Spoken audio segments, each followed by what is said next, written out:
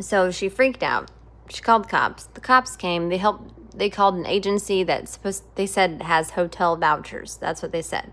So then this agency comes, and they were very nice, but really the only options available was to take me to a domestic violence shelter, and they told me that if I go there, they are going to ask very personal questions and want to demand exactly what happened in order for you to be able to stay at the shelter, which I kind of get, like some screening or whatnot. But first, you shouldn't catfish people with hotel voucher when there is no hotel voucher, because I wouldn't have asked for the service if there was no hotel voucher. Because if you go to a shelter, if I was a human trafficker, that would be exactly where I would put my recruiters in order to pick up the women that no one gives a fuck about.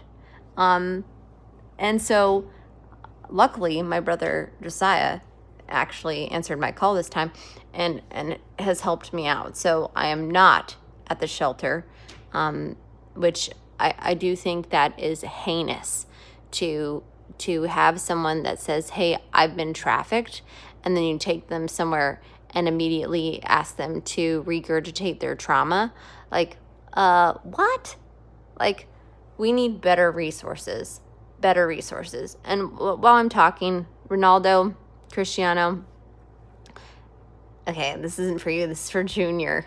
Okay, I met your biggest fan at the park, and he's like your biggest fan. He's playing soccer, and he's there with his dog, and he wants to go to the to the big game, and he's just like your biggest fan. But he needs some soccer classes or something. His mom obviously is very poor, and she was there. She was very nice.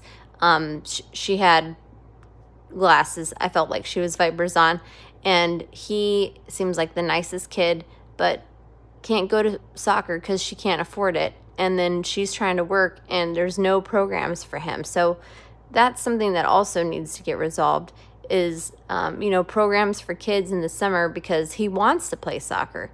She just can't afford to do that as a single mom and get him into soccer programs and get him to the actual programs. But you have a huge fan in Palmer, Alaska at the park, and that at least was a good part of today. Thank you, God, for a good part of today. Thank you.